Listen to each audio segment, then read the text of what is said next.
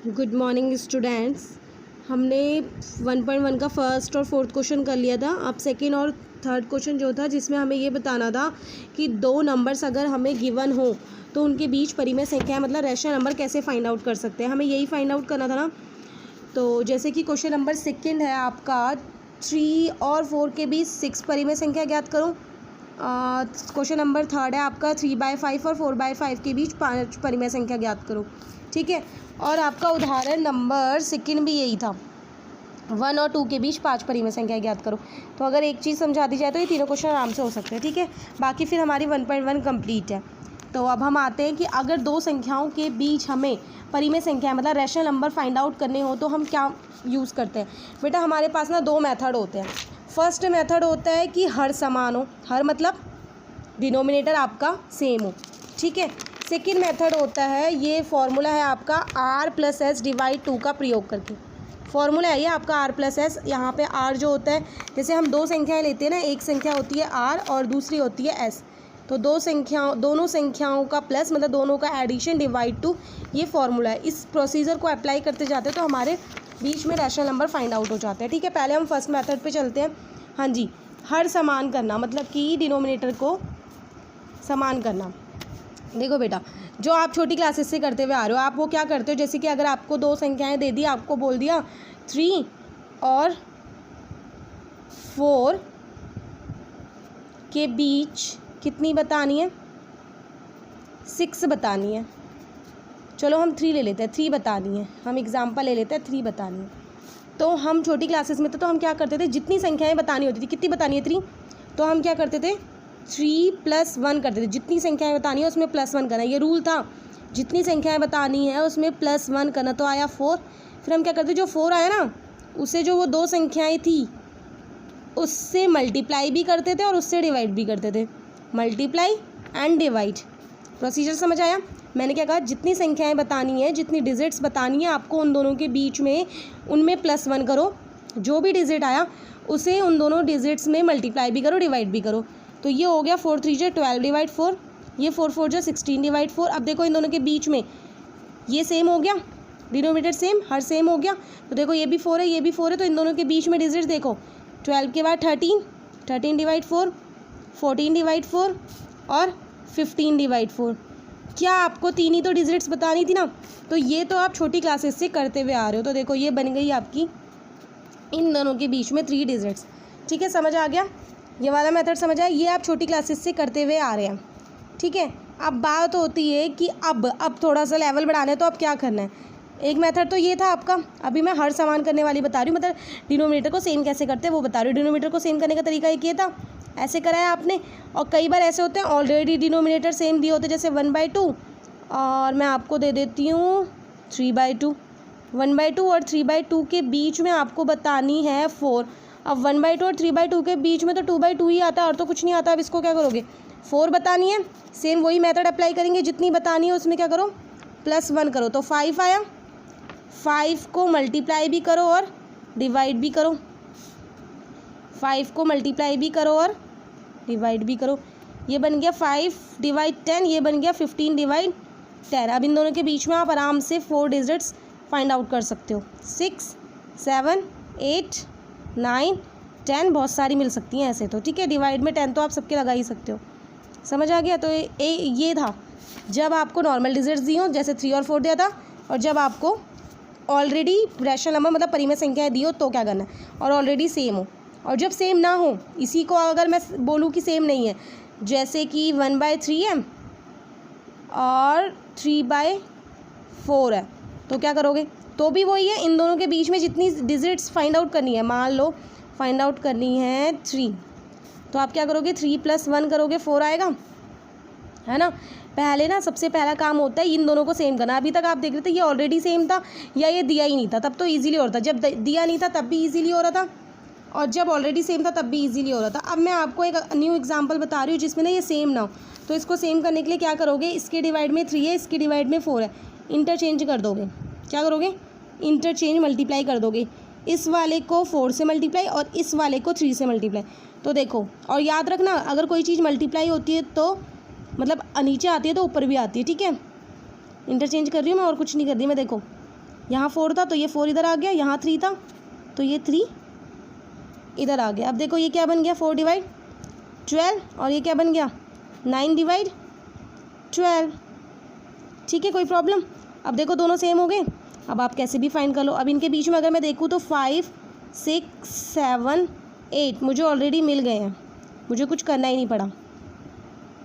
ठीक है, और कई बार ऐसा होता है भाई और नहीं मिलते हैं हमें, इनके बीच में कोई डिजिट्स नहीं मिलती हैं, तो दोबारा से ये रूल अप्लाई कर दो। जितनी डिजिट्स पूछी हैं उसमें +1 करो, +1 करके जो भी डिजिट आई उसे ऊपर नीचे ले लो।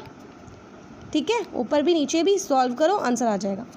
तो ये था जब आपको हर सेम करना था। ठीक है, समझ आ गया। मैंने फर्स्ट मेथड में आपको क्या बोला, जब आपको हर सेम करना हो मतलब डिनोमिनेटर सेम करना हो, तो मैंने एक चीज़ आपको बताई, जब सिंगल आपको डिजिट दी होगी तो इसमें मैंने आपको बताया कि अगर इसमें 4 डिजिट फाइंड करनी है तो आप क्या करोगे, 4 + 1 5 आएगा, 5 को ले लोगे। ठीक है, ये था, सॉल्व करके आंसर आ गया था। नेक्स्ट मैंने आपको बताया कि जब 1/2 और 3/2 जब ऑलरेडी सेम हो, देर का है सेम, तो क्या करना था, इनके बीच में जितनी फाइंड आउट करनी है वो देखो। जैसे 3 फाइंड आउट करनी है तो 3 + 1 4, तो आप 4 को ऊपर और 4 को नीचे, ऐसे ही यहाँ पे 4 को ऊपर और 4 को नीचे, देखो सेम होते हैं। हमें ना बस ये हर मतलब कि डिनोमिनेटर सेम चाहिए होता है। और थर्ड स्टेप था जब सेम ना हो तब भी मैंने करने का तरीका बता दिया था, इंटरचेंज करने का, उसको याद रखना, वो ऑलवेज़ आता है। ठीक है, जैसे कि 1/2 3/4, तो इसमें इंटरचेंज कैसे करना है, इनको इंटरचेंज करना है, मल्टीप्लाई।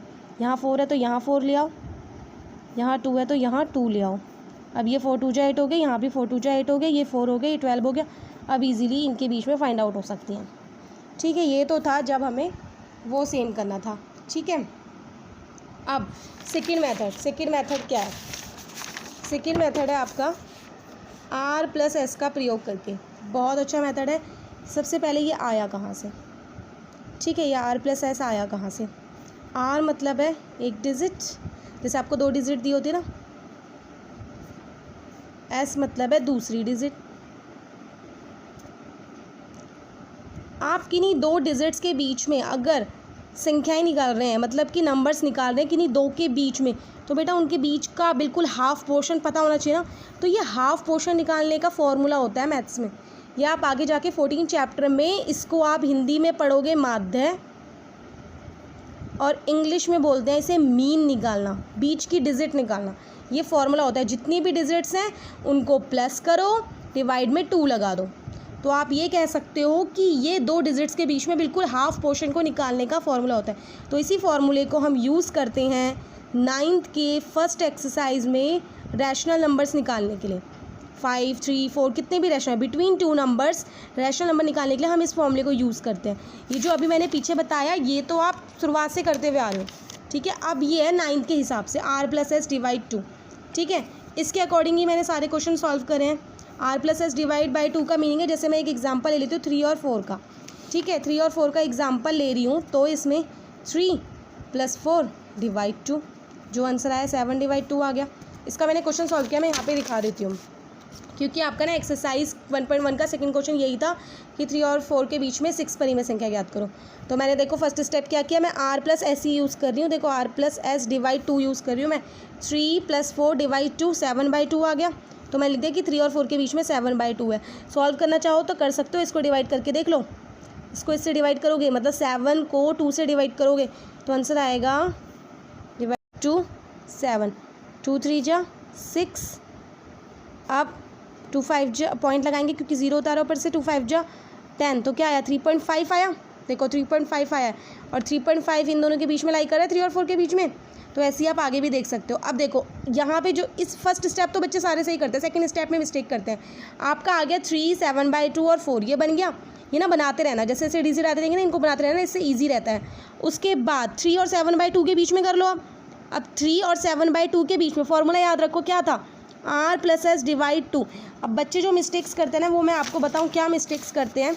जैसे कि 3 और 7/2 आ गया, अब इसके बीच में करना है, तो बच्चे क्या करते हैं 3 + 7/2 करके यहीं को सॉल्व करने लग जाते। कहते हैं मैडम ये R+S डिवाइड 2 हो तो क्या, अरे आर प्लस एस ये है, आर ये है पूरा और एस ये है, फिर पूरे के डिवाइड में लगाओ ना, तो मतलब 3 + 7/2, फिर पूरे के डिवाइड में 2 भी तो लगना चाहिए। तो बच्चे इस स्टेप को मिस्टेक्स कर जाते, तो इसको ना ध्यान से करना। 3 + 7/2 पूरे के डिवाइड में 2, फॉर्मूला है आर प्लस एस डिवाइड 2। ठीक है, अब इसको सॉल्व करोगे ऊपर तो ये 2 और 1 का एलसीएम 2 आएगा। 1 के टेबल में 2 पे आता है, 3 2 जा 6 हो जाएगा, 2 1 जा 2, तो 7 1 जा 7, तो 6 + 7 डिवाइड 2 और पूरे के डिवाइड में 2 है। उसके बाद 6 7 13 डिवाइड 2, पूरे के डिवाइड में 2 डिवाइड 1। ठीक है, तो इसे सॉल्व करोगे आप तो क्या हो जाएगा, 13/2, 2/1 को ऊपर ले जाएंगे तो 1/2 हो जाएगा, 13/4 आ गया। अब ये 13/4 किसके बीच में आया, 3 और 7/2 के बीच में आ गया। इसे भी आप डिवाइड करके देख सकते हो, 3 और 4 के बीच में ही लाई करता होगा, करके देख लेना। ठीक है, मैं ऐसी ऑरली बता देती हूँ। 4 3 जा 12, तो 3 पॉइंट कुछ आएगा आंसर, तो 3 पॉइंट तो 3 और 4 के बीच में ही लाई कर रहा है ना बेटा। अब नेक्स्ट स्टेप, आपने 2 डिजिट्स फाइंड आउट कर लिए हैं। अब आपकी मर्जी, आप चाहे 13/4 और 7/2 के बीच में करो, या 3 और 13/4 के बीच में करो, या 7/2 और 4 के बीच में करो। तो मैंने इन दोनों के बीच में करा है, 7/2 प्लस में 4/1, मतलब r प्लस s डिवाइड 2। पहले ऊपर सॉल्व करेंगे, एलसीएम सॉल्व करना तो आता है, डिवाइड 2, 15/2 अपॉन में 2/2, सॉल्व करोगे 15/4 आ गया। तो ये किसके बीच में है, याद रखना किसके, 7/2 और 4 के बीच में आया ना, तो बेटा 7/2 और 4 के बीच में ही लिखना है। ठीक है, इससे आपने कितनी डिजिट फाइनल कर ली, 1 2 3, और आपको कितनी करनी है, 6। इसी स्टेप को आगे बढ़ाते रहो, ये कंटिन्यूसली होता रहेगा। तो समझ आ गया, ये तो था जब आपको ना परिमेय संख्याएं नहीं दी थी, नॉर्मल डिजिट दे रखी थी 3 और 4। अब बच्चे कहते हैं मैडम दूसरे में कन्फ्यूज़न होती है, बिल्कुल कन्फ्यूज़न नहीं होती है। अगर मैं 3/5 और 4/5 के बीच में भी 5, ये थर्ड क्वेश्चन है आपका, 5 परिमेय संख्या फाइंड आउट करना चाहती हूँ, तो सेम वही formula, r plus S divide 2। r क्या है, 3/5 प्लस 4/5 डिवाइड 2।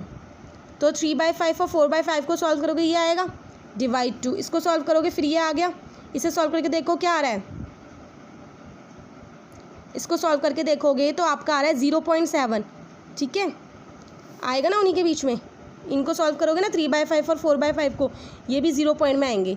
ये आएगा 3/5 को सॉल्व करके देख लो, मैं सॉल्व करके दिखा देती हूँ आपको। 5 यहाँ है, 3 यहाँ है, 0.0, 5 6 जा 30, तो 0.6 आया। तो इसका मीनिंग है 0.6।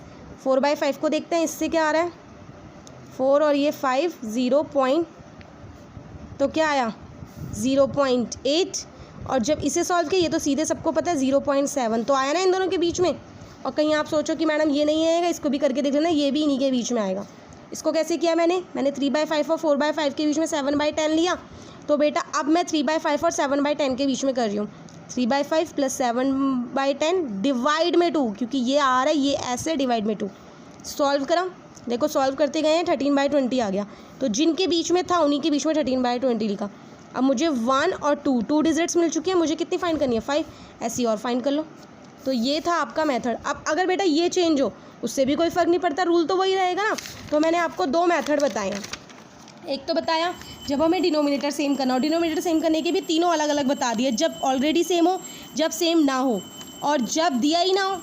ठीक है, वैसे जो दिया नहीं होता ना वो ऑलरेडी सेम की जैसा होता है, क्यों, क्योंकि इसके नीचे हम 1 लगाते तो ऑलरेडी सेम हो जाता है।